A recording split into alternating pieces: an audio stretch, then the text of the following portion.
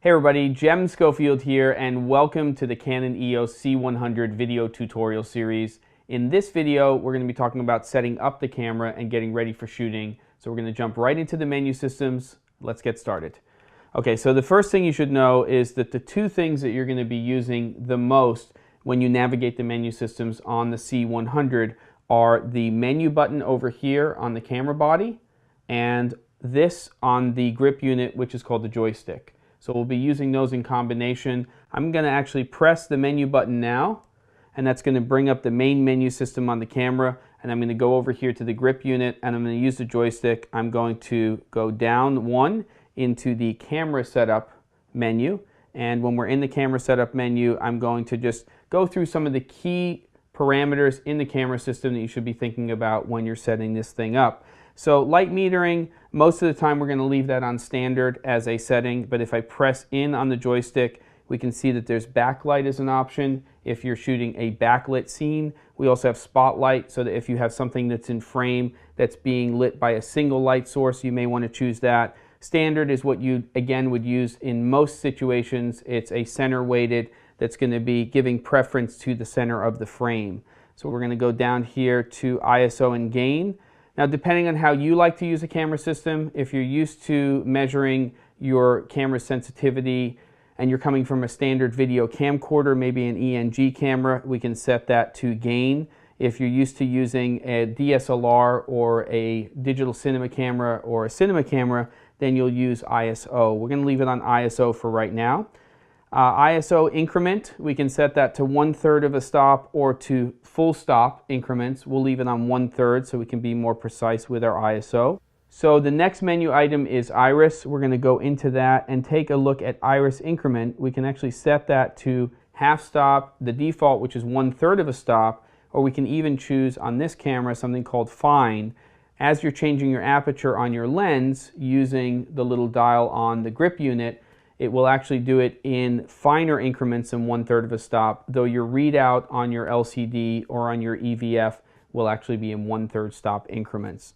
So now we're going to go ahead and take a look at the shutter options. When we go into that menu, you will see that we have mode as our first parameter. When we go in there, there's a lot of options inside of here. I want to talk about the first three. Shutter speed may be something that you're familiar with if you're coming from a DSLR background, and that's the default in terms of the way the camera's set. And I'm going to step out of the menu for a second and just show you on the main screen here, you'll see that we have shutter speed.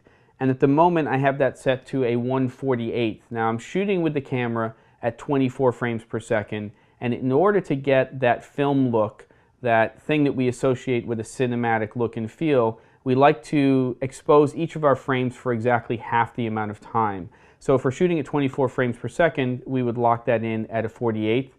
If we were shooting at 30 frames per second, then we would change that to a 60th. Now, I'm going to go back in here to the menu and change this mode now to angle and step out of the menu.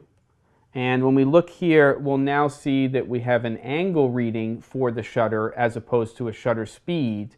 And if we wanted to expose each of the frames at 24 frames per second for half the time based on shutter angle, we basically have a 360-degree exposure. If it was 360, we would be exposing it for the whole time. So half of that time would be a 180-degree shutter angle.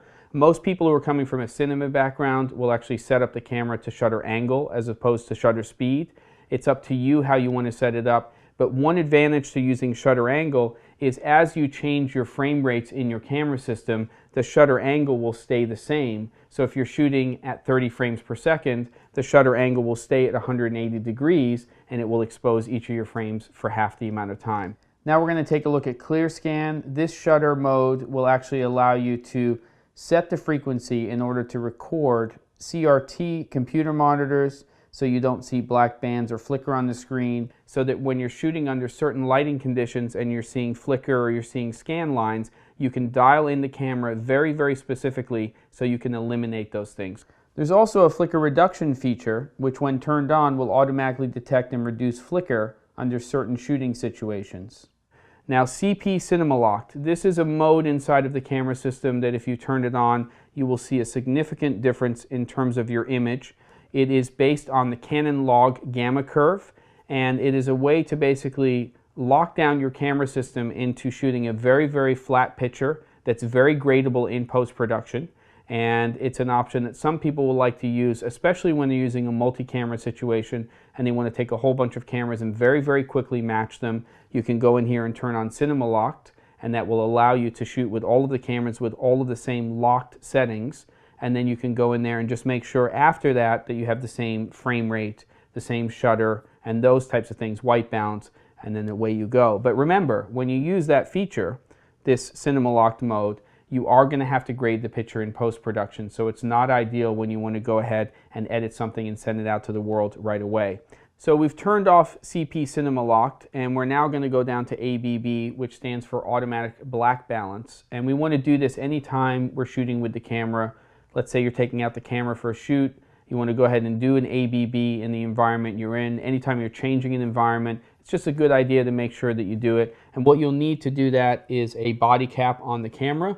And we're going to go ahead and attach that, and then we'll go into the menu, and it'll say attach a body cap, and then there's an OK, and we'll go over to OK, and we'll activate that, and then it will cycle through a process where it's black balancing the camera system. Again, if you're doing a multi-camera shoot, you want to do this to each of your cameras. It's one of the first steps. It should be part of your checklist whenever you're using the camera to do an ABB. And if you're shooting on a long production day, let's say you're shooting for 8 or 9 hours, make sure that you do an ABB a couple of times during the day. And we'll go ahead and click OK. And then we're just going to cycle through here. I'm going to take a look at one other option in the camera setup menu, which is called peripheral illumination correction. There are going to be situations where you may have fall off in a frame. And if you see here, if I go into this menu, if you're using a Canon EF lens and it recognizes the lens, we can go in here and see that in this menu, and we can turn this feature on in the camera system. This is the EF 24-105 f4 LIS lens, and we'll just turn that on, and now the camera will automatically compensate for that fall off or that peripheral illumination change inside of the camera, which is a great feature. So now we're going to jump into the audio setup menu, and we're going to go over to audio input. We'll jump in here, and we have at the moment the internal microphone on, which is here in the handle unit. And what we're going to do is take a look at these settings. The first one is a low cut setting, sometimes called a high pass filter. And what low cut does is it basically lets the high frequencies through, and then it basically lets some of the lower frequencies that are down there fall off so that you don't hear them. By default, it's off. If we go to LC or low cut 1, this is better for when you have low frequencies that might be getting in the way of